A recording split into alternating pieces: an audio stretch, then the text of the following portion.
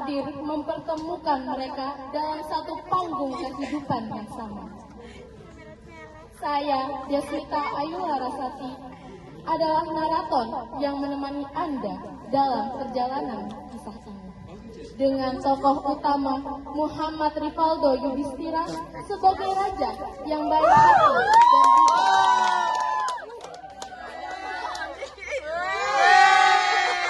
Nabila Djurgani sebagai putri raja yang polos dan cantik.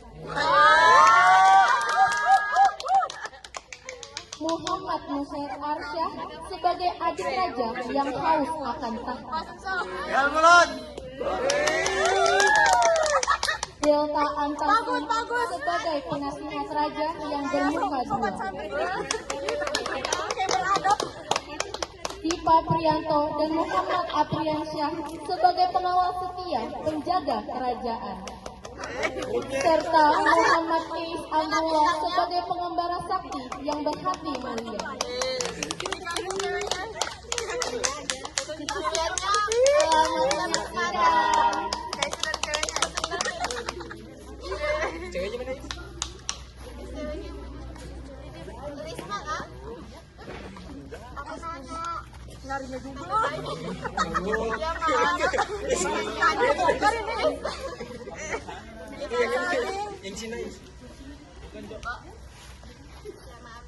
Suatu malam di aula istana kerajaan yang diterangi cahaya obor dengan tera klasik, sebuah meja panjang dipenuhi hidangan mewah dengan musik lembut mengalun.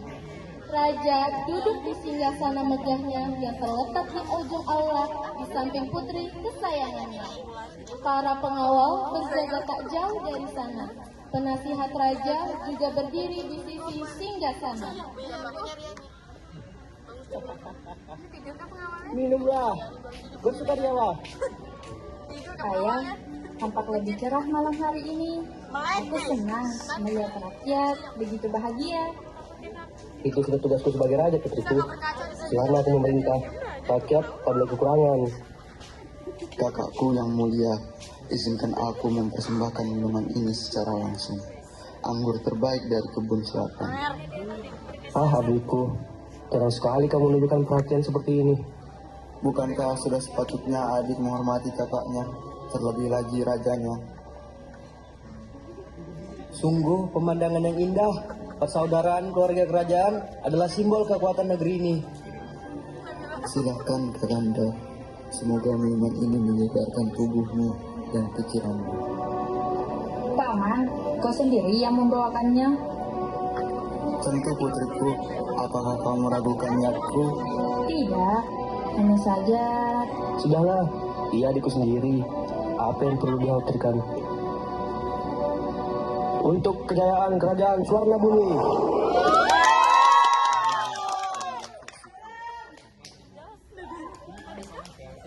Suatu hari, ketentraman kerajaan Swarna Bumi terguncang.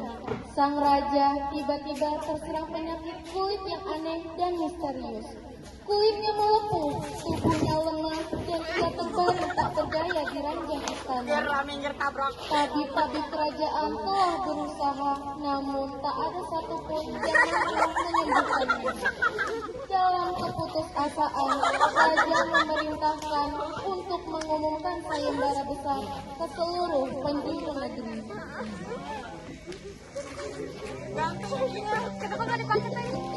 Barang siapa yang mampu menyembuhkan penyakitku, akan diletakkan ia dengan sekutu dan berkehormatan pemilik kerajaan ini. Kabar itu segera menyebar luas.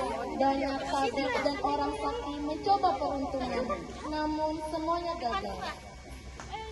Pada suatu sore, datanglah seorang pemuda bernama Raden Wira ke gerbang istana. Wajahnya tampan, pakaiannya sederhana, matanya memancarkan ketenangan. Ia dikenal sebagai pengembara sakti yang baik hati dan tak pernah menolong orang yang menderita. Mengetahui kondisi raja, pemuda itu tak tergiur oleh hadiah atau pernikahan. Niatnya murni ingin menolong. Dengan izin istana, ia memeriksa raja dan segera menyadari bahwa penyakit itu bukan penyakit biasa, melainkan racun. Ini bukan penyakit biasa. Ini adalah racun yang perlahan menyerobot di tubuh Paduka. Racun? Tapi siapa yang mulai meracuni raja? Yang mulia terkena racun ini sedikit demi sedikit. Pelakunya pasti sangat dekat dengan Paduka. Jangan sembarangan menuduh anak muda. Fokuslah menyembuhkan raja, bukan membuat kekacauan. Tenang saja, kebenaran akan muncul dengan sendirinya.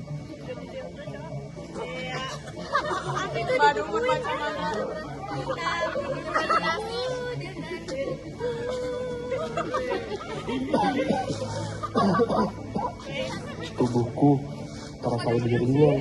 Ayah, ayah sudah membaik. Ketika pemuda sakti memikirkan cara untuk menemukan pelakunya, ia teringat satu hal. Baginda sakit sesudah pesta perjamuan. Pasti ada sesuatu di makanan atau minuman Baginda pada saat itu. Ayahku tidak melakukan apapun pada saat perjamuan, Tetapi apa, Putri? pada saat perjamuan, ayahku meminum anggur yang ada di sana. Tak mungkin ada masalah pada anggur itu, Putri. Jika ada masalah, seluruh rakyat yang ada di perjamuan akan tertimpa hal yang sama seperti raja. Apakah anggur itu masih ada sisanya? Sudah dibuang. Para pelayan membersihkan segalanya malam itu. Bagaimana dengan cawannya? Cawannya masih ada, tapi pasti sudah dicuci sampai bersih. Boleh aku melihatnya?